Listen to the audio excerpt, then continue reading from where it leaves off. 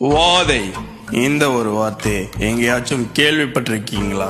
கேரளால இருக்கக்கூடிய பிளாக் மேஜிக்ல பயன்படுத்தக்கூடிய ஒரு பேய் தான் இந்த வாதை. இந்த ஒரு பேயை திருடங்க கிட்ட இருந்து அவங்களோட பணத்தையும் தங்கத்தையும் பாதுகாக்கிறதுக்காக பயன்படுத்துறாங்க. இந்த வாகைக்கு பின்னாடி இருக்கக்கூடிய அந்த மிஸ்ட்ரி தான் என்ன?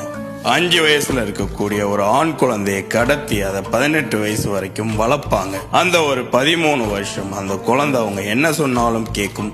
ஒரு நாய மாதிரி நடத்தி பயிற்சி கொடுப்பாங்க. சரியா அவனுக்கு 18 வயசு ஆனது அவங்களோட சொந்த நிலத்துல ஒரு பெரிய குழியை தோண்டி அந்த குழியில அவனை உட்கார சொல்லி உயிரோட புதைச்சிருவாங்க. அவன் இறந்த கொஞ்ச நேரத்துல அவனோட ஆவிய சில மந்திரங்கள் மூலியமா அவங்களோட கட்டுப்பாட்டுக்கு கொண்டு வந்துருவாங்க. பக்கத்துல இருக்கக்கூடிய ஒரு நதியில இருந்து கல்லுகளை பொறுக்கிட்டு வந்து அவங்களோட நிலத்தை சுத்தி இருக்கக்கூடிய எல்லையில வரிசையா அடுக்கி வைப்பாங்க. கடைசி ஸ்டெப்பா ஒரு கருப்பு கலர் சேவலை கொண்டு வந்து அதோட தலையை அறுத்து அதோட ரத்தத்தை அங்க இருக்கக்கூடிய கல்கள் மேல ஊத்தி சில பூஜைகளும் அந்த இடத்துல செய்வாங்க. இந்த சடங்கெல்லாம் நடந்து முடிஞ்சதுக்கு அப்புறம் அவங்களோட சொந்த இடத்திலே அவங்களோட பொண்ணையும் பொருளையும் புதைச்சு வச்சிருவாங்க. மேபி அதை எடுக்கணும்னு யாராவது அந்த இடத்துக்குள்ள வந்தா அவங்க உருவாக்கி வச்சிருக்க வாதை அவங்கள கொன்றும்.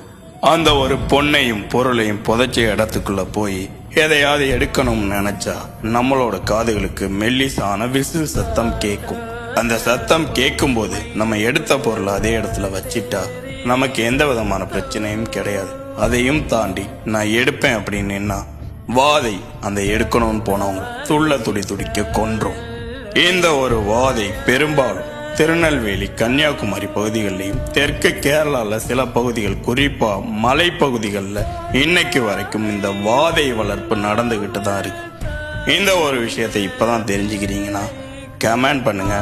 இந்த மாதிரி இன்ட்ரெஸ்டிங்கான மிஸ்ட்ரீஸ் தெரிஞ்சுக்க மறக்காம நம்மள ஃபாலோ பண்ணிக்கோங்க.